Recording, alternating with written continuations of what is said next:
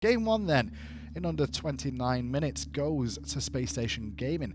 Game 2, back to the drawing board we go for Luminosity to see if they can find a win here. I think that the picks and bans were fine, but the way they were playing it was a little sketchy. Outside of the Kabrakan solo lane, there was just too much attention into the solo lane onto Aquarius for 0 results with how much attention was applied. There was a 4-on-4 standoff for the blue buff, which eventually led to that first blood as andinster looped around that wall, finally found the first blood. I believe it was onto Kiki that tried to run away. Well, Space Station Gaming will be first pick once again, and the same ban so far. We saw the top ban from LG, and we saw the Jabalonke ban by Space Station Gaming, following suit with a Terror. Not surprising to see this out of both of these teams. It'll be probably another run back from Space Station just to go for the Chang'e, because now they're forcing the hands of a lot of these teams. Do you ban the Chang'e, or do you leave an Athena open for Jeff or the Thoth open for Baskin? So if they go for Chang'e, who else do you think would be a good matchup for them in that solo lane? I mean, it's not going to be Chang'e first pick, but it's still a good question. It definitely is. There's a lot of counter picks that you can honestly do. You can run another healer of your own, Aphrodite, and you know, Kiki loves those healers. I mean, it's not good in the lane matchup, but it's still going to be good in terms of team fights. You can even run Hell if you really want to. There's several options there, but going to be the first pick, Achilles, for a lot of aggression. Could be flexed between andinster, not just Aquarius. Hachiman and Raijin locked in, so Keeg's not going to the Poseidon this time round. It will be that Raijin in mid lane we've seen a little bit more of as time has passed. SSG mixing things up with that Achilles pick this time round, which we've seen them run pretty much everywhere. But with Sylvanus locked in, definitely not going to be Jeff. More pressure in the duo lane alongside BaRRaCCuDDa, Jing. A lot of comfort in the duo lane from Space Station Gaming. LG not making those adaptations because they early pick the Hachiman. They're not respecting the presence that Jeff is having in this laning phase. Clearly not. But this time round, an Odin lock-in, and that's something that really does limit some of the capabilities of Achilles and, of course, Sylvanus. And I think that's why they let the Sylvanus go through, knowing that the Odin was banned in the secondary phase last game, so this time around, taking it before the option was eliminated. I like this idea behind shutting down the Sylvanus on Jeff. Do we think we're going to see andinster on that Achilles? It's possible, but Aquarius has been known to play aggressive. It depends if Space Station is going for this double sustain comp. If they go for another Chang'e, it's definitely going to be Aquarius, so therefore Achilles will be on andinster. Okay, then Giannis banned out by LG, as well as a Wheelix. I was going to mention the Wheelish of being semi-available against an Odin can really shut that one down. And a Nemesis ban from Space Station Gaming. So deeper into the God pool, we're going to have to see we can go as well at what he'd like to do here. You know who's not too bad, Totally, that we don't see too often? Thor. That's true. And I'm not making jokes because it's weekend. I'm just like, Thor would actually be a pretty good picker, and I know it's in his God pool. It's definitely an underrated pick. Yeah. The amount of utility that you have, the long-range setup from that wall between Raijin is great damage from the Anvil of Dawn. I'm really surprised we don't see more Thors. Normally we'll see Ratataskers instead for the global pressure, and Ratatasker is actually open, so wouldn't be surprised if Weekend goes for that instead. Could be quite possible. Chang'e, though, for Aquarius once more. He's not really scared of an Odin. And the Scylla once more. So if you look at Space Station's comp, you go, well, there's no Mercury, there's an Achilles there. It's the same comp. That's true, and Chang'e for Aquarius yet again. So having more early to mid-game pressure with the Achilles means Bastet is the answer?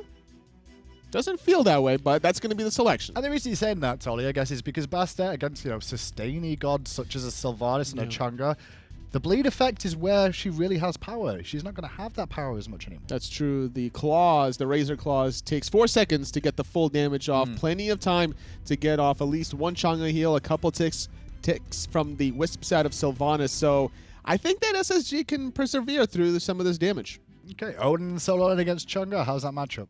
It's not going to favor the Chang'e, obviously, since you're going to get trapped in, but it might have an advantage in terms of forcing out some phantoms from the rest of Space Station. Do we get a game 3? Do LG win this one? I don't think LG wins this. Okay, let's find out. It's John Finch and Ryan Bailey standing by. Thank you, Hindu. Thank you, Toli. Fanjan Agra are here as Space Station goes in their second game here up against LG. Very similar comp, except apparently Mercury doesn't delete your health bar fast enough, so now we got to go to the Achilles. That's right, yeah, because, I mean, sometimes Mercury feels like he has an execute that goes actually above 30%, but Achilles literally has an execute, so... I like that. Good luck. At least this time Luminosity has the Odin. Right. And I kind of like the swagger that SSG has here. I think this, my interpretation here is that, okay, you picked Odin, cool for you. We don't care. Chang'e, please. Yeah, and then beat my Chang'e, please. Yeah, it's the same sort of thing, right? Prove to me that you can do it, and maybe this will, if Spacestation come out and look dominant, particularly in that solo lane, if Aquarius just dominates this Odin, maybe this will dissuade other teams from picking it, which is probably what SSG wants. Don't pick Odin against us. Well, who do you all think is going to win this game? That poll is up for you, so go ahead and vote in it now as we move into game one. And it very much is going to be Kiki playing this Odin.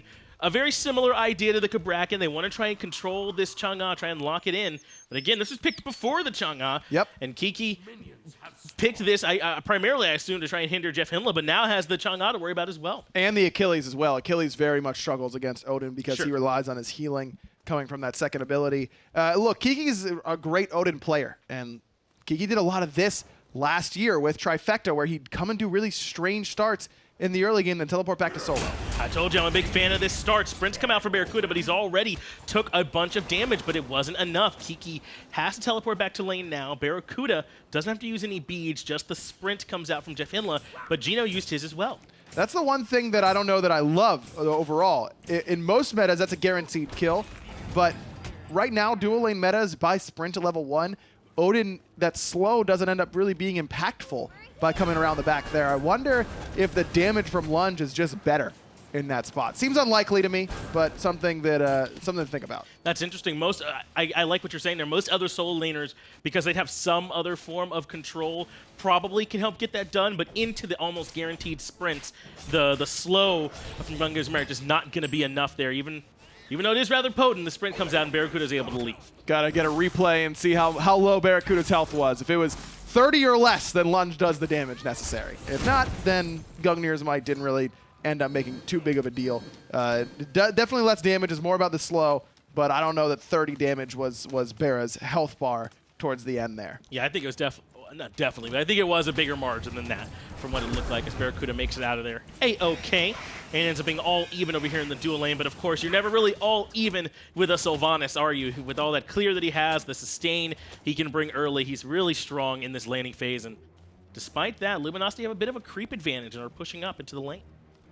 This is what you kind of expect from the Hachiman Ganesh, though. Even though the Sylvanus clear is pretty good, Jingwei's really isn't. Sure. In that turn of fate, that first ability for Ganesh is so good at helping your hunter clear the wave because they get that little bit of power boost. Yeah. All right, I trust you on that. Yeah. Now you're making me second guess myself, Finch. Why? Be confident, Ryan. You got a lot to be confident about. You know, you're wearing that blue suit. Yeah, this is the suit, right? Like, yeah. This is the one. I know.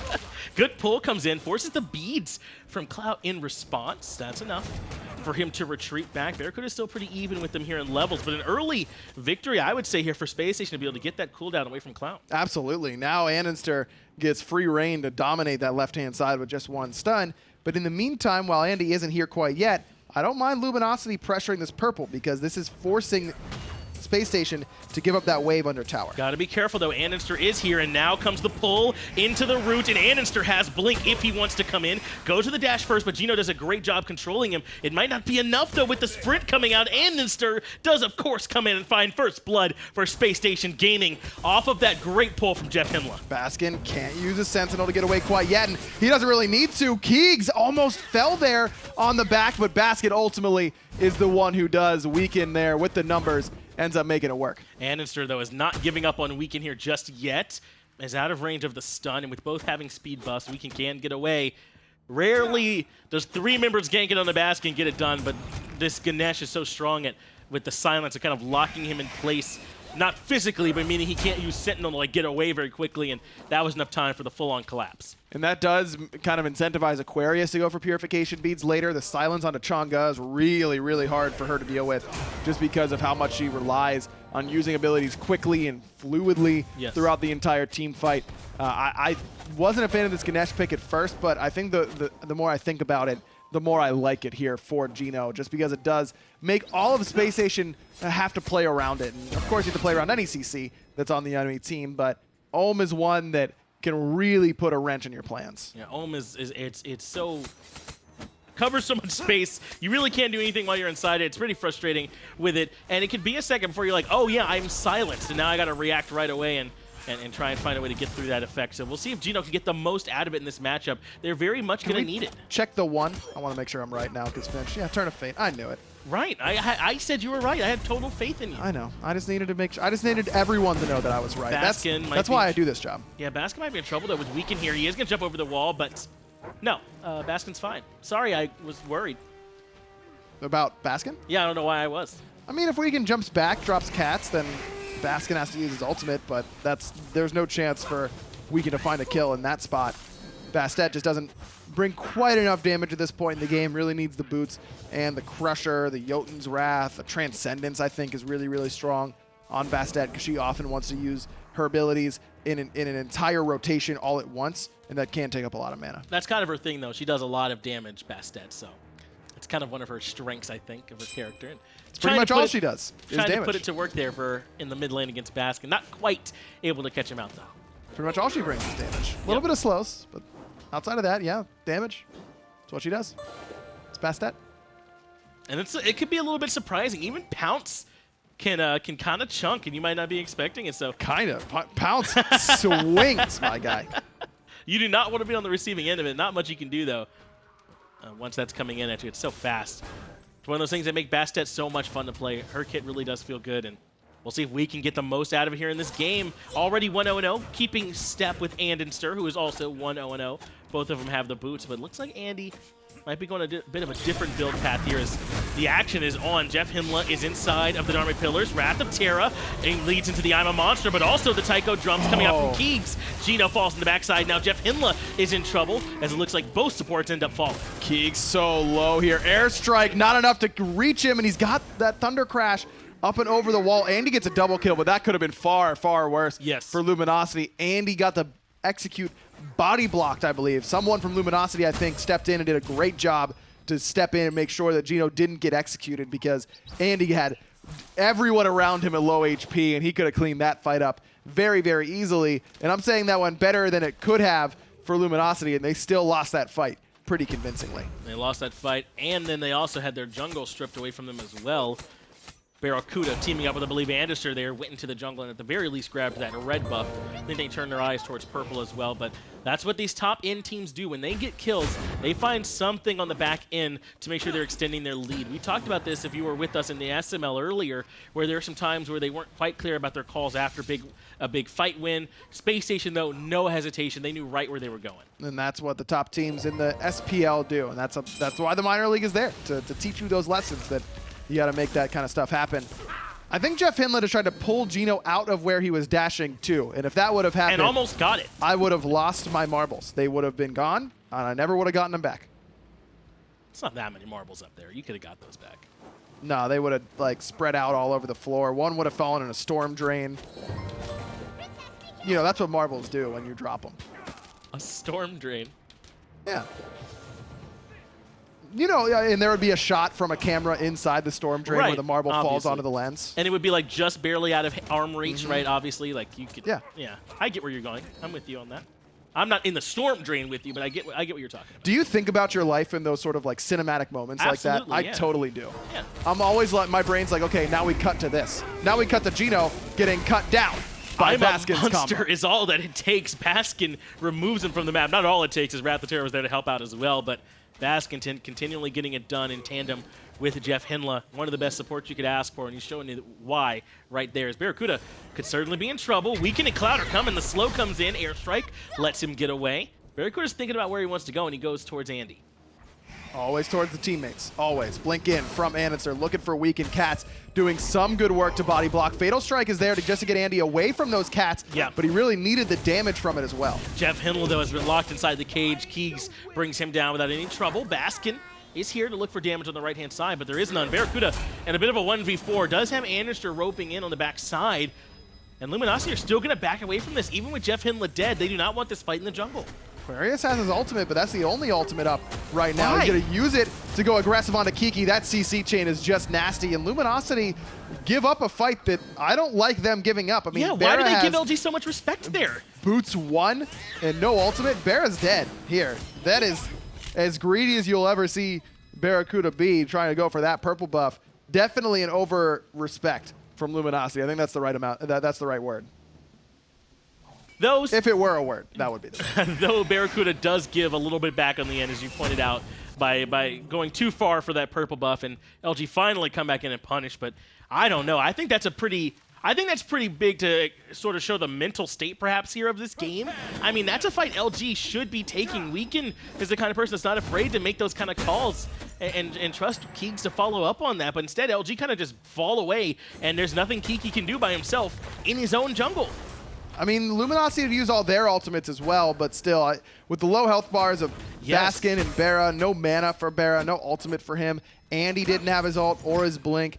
This is a composition that can fight pretty well in the early game, and we saw what they did to Kiki, but that's when there's only one person around, and everyone can focus every cooldown and every CC onto one member. I mean, stun and a knockup into root cripple is pretty darn good, but it's a lot harder to execute on that whenever there's everyone else right around you at the same time. I don't know if giving up Kiki is what had to happen in that spot. I think Luminosity was just really scared of grouping up for that Chang'e ult. And they wanted to make sure that could not happen, and in the end, they only really dropped Kiki, and they are able to return the favor by getting BaRRaCCuDDa there as well. But still, the objectives still stand. Gold Fury has not been looked at just yet by either team. Spacestation only have about 1,000 gold lead, as the kills are very even, 5-4 here as we approach about 11 minutes in. About 2,000 experience going Spacestation's way. Andy gets stunned out in the jungle, returns the favor onto Clout. Geno dashes in, and I'm a monster finds Keegs over the wall. No setup from Baskin and makes it happen. Baskin was on a ward there. Keegs just got caught sleeping or something. Baskin was standing on a ward placed by LG. I believe it just fell off, but it was in that little left side mid-harpy pit. keegsmate still got hit by it.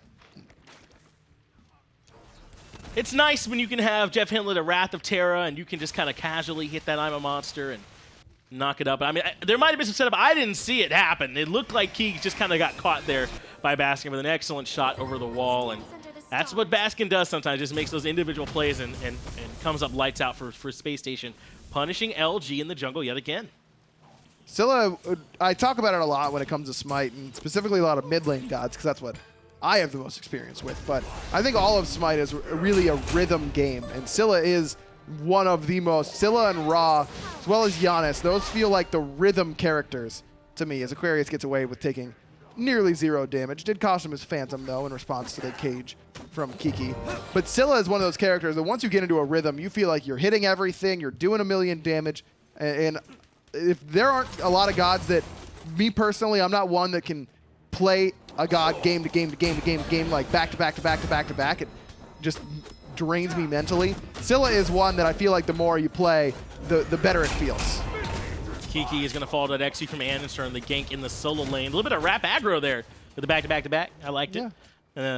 Right there is the sort of backdrop to Kiki getting the much more successful counter gank. I do. That's why I was very surprised. I'm not going to lie. But that I was willing to showcase my talent without getting paid the millions of dollars I get paid for my rap career. Well, that you were willing to showcase your talent without gassing yourself up, but then you gassed yourself up. So right, yeah. I'm no longer surprised. Hey, if someone isn't gassing me up, I got to do it myself. That's all I'm trying to say. No one ever is. It's just you. I'm getting gassed no matter what. Baskin coming whether over it's me or someone else. Coming over towards red buff.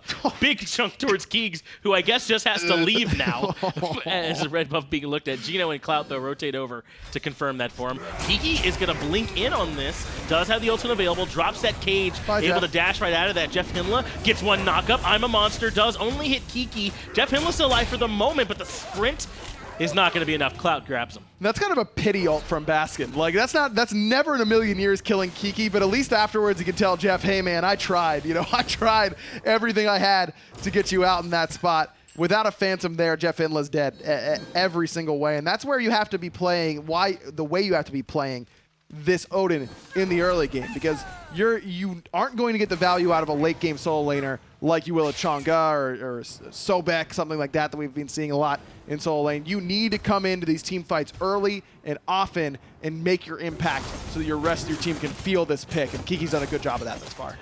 Gold Fury being looked at now by LG. Weekend goes towards Baskin and catches some of those damage numbers we were just getting a look at. BaRRaCCuDDa is the closest one to the Gold Fury, coming in on the backside. Now andinster here as well. Gold Fury has been dropped. Spacestation are the ones that actually grab it. BaRRaCCuDDa now on the way out, and Weekend is the one that falls. This is a nightmare situation if you're an LG fan at home, as they have got to run for the hills away from this Spacestation squad. Clout falls as well. what happened? Who? How? I don't know. Where and why did that Gold Fury go to Space Station? And everything went wrong afterwards. Yeah, I mean, even if that happens even if LG get that Gold Fury, they still lose a ton off the back of that. But man, that was incredibly unfortunate for Luminosity. I don't know if it was BaRRaCCuDDa's ultimate. It looked like it went off a little bit late there to actually steal it away. But either way, it's Space Station who end up stealing away the objective and getting a bunch of kills and getting 2 Tier 1 towers.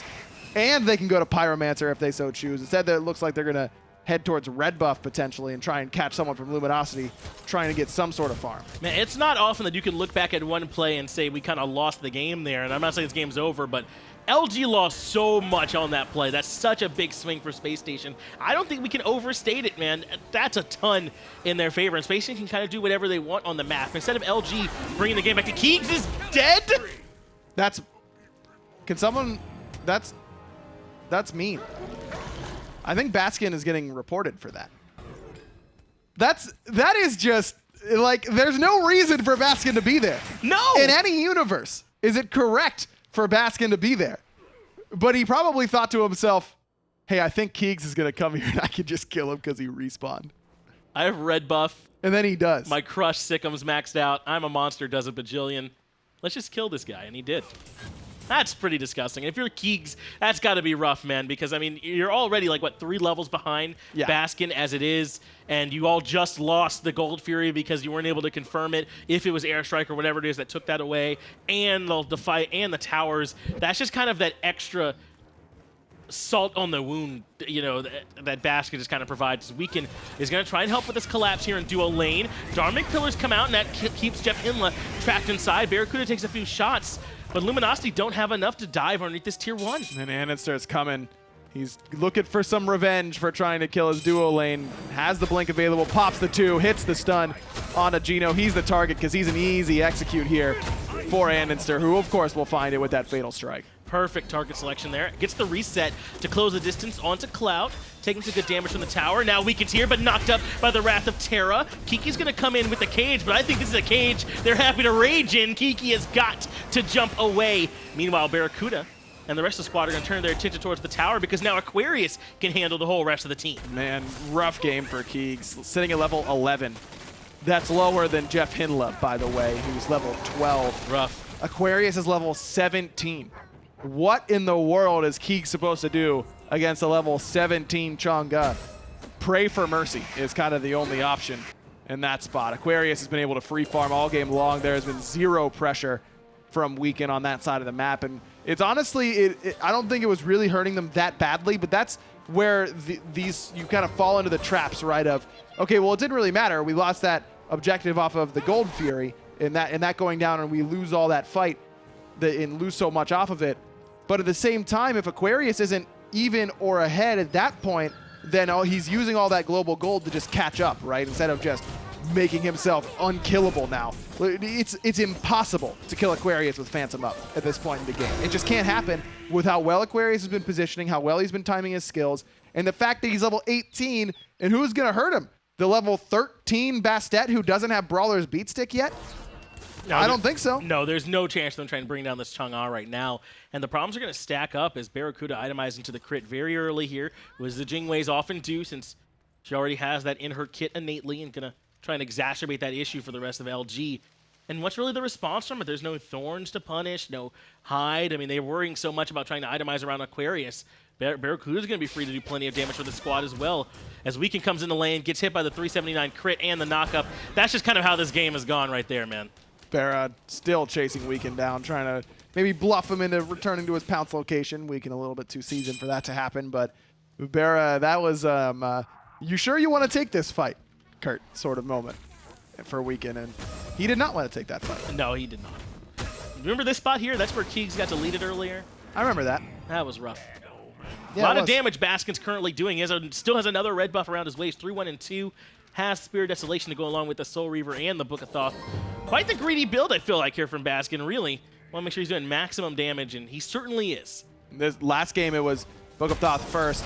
Clout, the next victim on the list. Oh. Space Station had to do it to him. right there, it felt like Spacestation was the windshield, and Clout was the bug. Windshield wipers, please. It's Gold Fury now. Going to be going the way of Spacestation. Not really any way that Luminosity can come and contest this. You can kind of tell from their positioning on the map now that they're spread out. They're looking for farm anywhere they can get it. It's not so much about grouping up and responding to Spacestation. It's trying to find anywhere, any kind of hole where they can get a little bit of farm and try and catch back up. Because, I mean, it's 10,000 gold now, 15,000 experience. Aquarius is on the right-hand side and might find Weaken in the jungle. Not going to be able to kill one another, though. I mean, it'll take Aquarius a while to bring someone down, but certainly can with use of that ultimate. Weaken was kind of lurking on that bottom right side, hoping that speed buff would spawn for him to steal away, but all he got was the XP camp on that side of the map. It's not just Aquarius, though, that's going to be unkillable. I mean, they have 2 Lotus Crowns now between him and JeffHindla. When they're healing, they're giving all these protections to the rest of the squad, Rod of Asclepius, to boost all that healing for them. I mean, I don't know who on Spacestation Luminosity tries to target now. Well, now LG at least has a Cursed Ankh upgrade. Geno picked that up now that he hit level 12, and you force Spacestation to do more damage to themselves whenever that healing comes out from Jeff and Aquarius, and that's the right pickup in this spot. In every situation, besides this one, I'd probably say, okay, Luminosity's got a much, much better chance to win these team fights now, because someone from Spacestation will accidentally press their heal button, and then they're taking extra damage. They're anti-healed as it is. Between the Divine Ruin and the Brawler's Beat Stick, you're feeling good about that, but I'm not feeling good about that. Level 19 Achilles here to defend the Tier 2 tower. Doesn't even need to use the Execute as he finds the kill in the Clout before he can even make it up onto the horse. He's going to continue to fight those catches. The rest of the squad takes the Tier 2 over in the solo lane. I mean, this is coming up all Spacestation now. They're going to push onto the Phoenix. Keeks has got it back, as does Kiki, to try and get here to defend, but they're already in Phoenix range, and they're putting damage into it now. Ultimate dropped by Geno. Baskin going to step up into it a little bit and try and solo down Geno by himself. Can't make it happen. Kiki blinks forward, has the cage, but Phantom's up. So everyone just backs out. keegsmate low, though, does have to back out. Geno's taking about half his health. Tycho drums, I feel like, just to clear the minion wave and try and give LG a moment to breathe, but they're just going to push right back in our Spacestation. Phoenix still needs one more shot on it, but Weaken gets deleted on the backside. Geno gets knocked up, and the follow-up damage is there. Double kill for Baskin. Phoenix on the right-hand side comes down. Kiki forced to jump away, not going to land the root, but andinster not going to let him go. Baskin finds the triple kill with the crush inside the fountain, and BaRRaCCuDDa not even going to let Keegs heal up. The Titan is the target. Baskin is top damage, or right there with andinster, I should say. Andy actually has a top damage, and Barrett's trying to catch up with hitting keegsmate in the fountain, but we're never going to give Barrett credit for getting top damage here if he gets it. Let's make that clear right now. Right, this is all just coming towards the end of the game, but LG are actually doing work to try and slow this down, but if Spacestation just refocus the Titan, they should grab this off an excellent performance. They take down LG 2-0, and the top card in North America from Spring, from Masters, and now continuing here in Summer, continue to look good. I mean, that looked free for Spacestation, honestly. I mean, no matter what Luminosity did, it felt like Spacestation was going to have an answer. And look, LG was pretty close in that game for a little bit, just like they were in game 1. Yeah. But you make one small mistake against Spacestation, and you just get routed for it every time. It happened in game 1, there again in game 2. Around that Gold Fury, man, maybe that's the wrong side of the map for LG to be fighting on. Yeah, apparently, because that did not go their way. But who was the MVP for you? Go ahead and vote for us in the Mixer poll now. And Ryan, you talked about it. Picking that Chang'e into the Odin, that has to be at least a somewhat losing matchup for the Chang'e from Aquarius, right? I mean, that's clearly a statement here for Spacestation. Like, we don't really care what you all are picking. We're going to do our thing. And they did their thing, and they won very, very easily. Like I said, I don't know if this will dissuade other teams from picking Odin against this Chang'e, but now you at least have to think about it, right? Kiki plays Odin very well, but he wasn't able to do anything into it. Other teams may say we think that we can do that a little bit better than LG was able to execute, but now that track record is at least there, that Spacestation knows you will likely pick Odin and doesn't seem to care much. Well, we're going to have the desk break down how Spacestation were able to look so dominant there in their set. Go ahead and take it away, Hindu. Yeah, thanks a lot, Finch. Totally. That game was very, very quickly over. It was very even up until the 14-minute mark, where they trapped JeffHindla in the mid lane with the Odin cage because the Phantom wasn't available. Aquarius also was not there. And then LG do the Gold Fury casually. BaRRaCCuDDa airstrike steals it, and the rest of Spacestation chases them for 3 additional kills. And on top of that, you just saw the burst damage coming out from Jingwei, Achilles, and Scylla. All the 3 of them with the Soul Reaver start for Baskin. Just the burst damage. As soon as Weekend jumped in towards the end, then you saw him pounce. Instant rotation, instant dead. So the thing is, when you're doing a mage build, whether it's Baskin or keegsmate, you have to consider the jungler on top of it. Andinster playing Achilles allows aggressive Scylla glass cannon build. He's going to get in the thick of things. Weekend playing Bastet is not the frontline buffer you need to get away with a glass cannon build for Keegs. He also went for the Soul Reaver, but he got punished. Every time Baskin was in the jungle, he would set up these little traps for keegsmate with the Root Crush combination, even the I'm a Monster every now and then. And because there was no Warlock Staff or even Book of the Dead, which is a dead item, but still a good one to have against the Scylla in this case, was not picked up, and he just faltered level-wise, like level 11 versus Baskin's level 16 or 17. It hurts indeed. Baskin is MVP after all.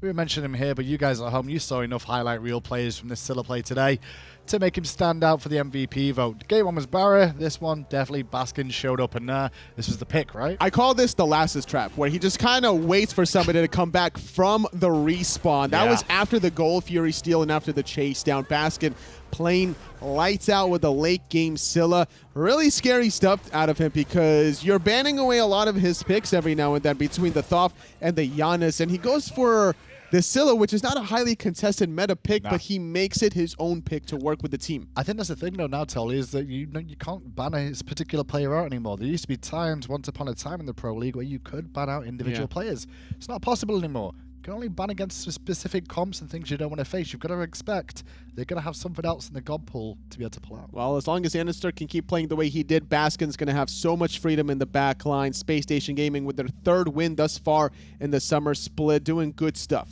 Well, very interesting performance then from Spacestation Gaming. They take the 2-0 there and keeps them at the top of the standings overall. Now 3 games for themselves. Later on, we're going to be having Trifecta up against Splice, Tolly. I mean, you're going to be casting that. It's an exciting one. It should be. It definitely is the 2 of the middle of the pack team, so we're going to see a lot of fireworks out of that one. Okay, well, with that, let's head off to the break then. It'll be a couple of moments break, and we'll be back for set 2 of the SPL today.